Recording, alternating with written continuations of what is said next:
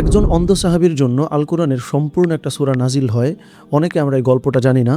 আজকে আমরা এই গল্পটা শেয়ার করবো ইনশাআল্লাহ। একবার রাসূলুল্লাহ সাল্লাল্লাহু আলাইহি ওয়াসাল্লাম মক্কার যারা একটু উচ্চবিত্ত বা প্রভাবশালী নেতা বা এই বর্গের লোকজন ছিল তাদেরকে নিয়ে বসেছিলেন ইসলামের দাওয়াত দেওয়ার জন্য। যেহেতু একটু সমাজে যারা উচ্চ ক্লাস ধারণ করে বা ধরেন প্রেসিডেন্ট, প্রাইম মিনিস্টার অথবা চেয়ারম্যান, মেম্বার, এই টাইপের উচ্চ পদস্থ যে মানুষগুলো আছে, এই মানুষগুলো যদি একজন ইসলামের দিকে চলে আসে তাহলে কিন্তু ন্যাচারালি সমাজের অন্যান্য মানুষ ইসলামের দিকেও চলে আসবে। তো যাতে করে যেটা বোঝা যাচ্ছে যে এই মিটিংটা ছিল অত্যন্ত গুরুত্বপূর্ণ একটা দাওয়াতি মিটিং। তো এই মিটিং চলাকালে একজন অন্ধ সাহাবী যার নাম হচ্ছে আব্দুল্লাহ ইবনে উম্মে মাকতুম রাদিয়াল্লাহু তাআলা আনহু, তিনি নবীজির দরবারে এসেছেন এইটা জানতে, কোরআন সম্পর্কে কিছু জ্ঞান, দ্বীনি কিছু নলেজ এগুলো নেওয়ার জন্য। তো স্বভাবতই যেহেতু রাসূলুল্লাহ সাল্লাল্লাহু আলাইহি ওয়াসাল্লাম একটু বেশি সিরিয়াস বা একটু প্রাধান্য দিতে হবে এইরকম একটা সিরিয়াস মিটিং এর মধ্যে বসে আছেন, তো এর মধ্যে কম গুরুত্বপূর্ণ তুলনামূলকভাবে যদি আমরা চিন্তা করি, এইরকম যেহেতু একটা পারপাসে একজন আসছে, তো তাকে নবীজি একটুখানি কম গুরুত্ব দিয়েছেন। মানে গুরুত্ব দেননি ব্যাপারটা তা নয়,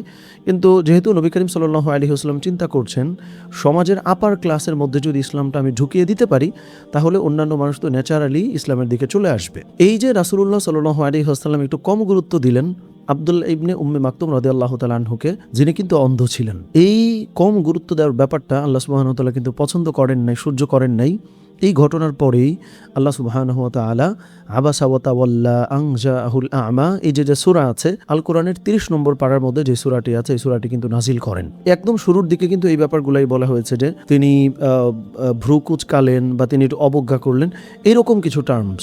আমি যে সহজ করে বোঝানোর জন্য এটা বললাম, যেহেতু একটু বেশি সিরিয়াস মিটিংয়ে রাসূলুল্লাহ সাল্লাল্লাহু আলাইহি ওয়াসাল্লাম আছেন, তো নবীজি ভাবছেন, নবীজি চিন্তা করছেন যে একটু পরেও তো আব্দুল্লাহ ইবনে উম্মে মাকতুমের যে কনফিউশন বা তার যে প্রশ্ন এটা সলভ করা যাবে, কিন্তু আল্লাহ সুবহানাহু ওয়া তাআলা এটাও কিন্তু সহ্য করেন নাই। তো এই যে আব্দুল্লাহ ইবনে উম্মে মাকতুম রাদিয়াল্লাহু তাআলা আনহু, যার উপর ভিত্তি করে আল কোরআন একটা সূরা নাজিল হলো, সূরা আবাসা, তিনি কতটা মর্যাদাপূর্ণ সাহাবী হয়েছিলেন পরবর্তীকালে। যখনই রাসূলুল্লাহ সাল্লাল্লাহু আলাইহি ওয়াসাল্লাম দূরে কোনো সফরে যেতেন বা কোনো ব্যস্ততার মধ্যে যেতেন, আব্দুল্লাহ ইবনে উম্মে মাকতুম তিনি কিন্তু নামাজ পড়াতেন। সুবহানাল্লাহ, মানে রাসূলুল্লাহ সাল্লাল্লাহু আলাইহি ওয়াসাল্লামের নামাজের ইমামতির স্থলাভিষিক্ত তিনি হয়েছিলেন, এতটা মর্যাদাপূর্ণ সাহাবী তিনি হয়েছিলেন। এবাদে আমরা সকলেই কিন্তু জানি যে বিলাল রাদিয়াল্লাহু তাআলা আনহু ছিলেন ইসলামের মুয়াজ্জিন, কিন্তু আব্দুল্লাহ ইবনে উম্মে মাকতুম রাদিয়াল্লাহু তাআলা আনহু কখনো কখনো তিনিও কিন্তু আজান দিতেন, তিনিও কিন্তু মুয়াজ্জিন ছিলেন। তার মানে একজন সাহাবী তিনি মুয়াজ্জিন ছিলেন, তিনি ইমাম হয়েছেন, যেখানে নবীজি ইমামতি করতেন সেই জায়গাটিতে তিনি কিন্তু একজন অন্ধ সাহাবী ছিলেন। তো এই প্রেক্ষিতেই আল্লাহ সুবহানাহু ওয়া তাআলা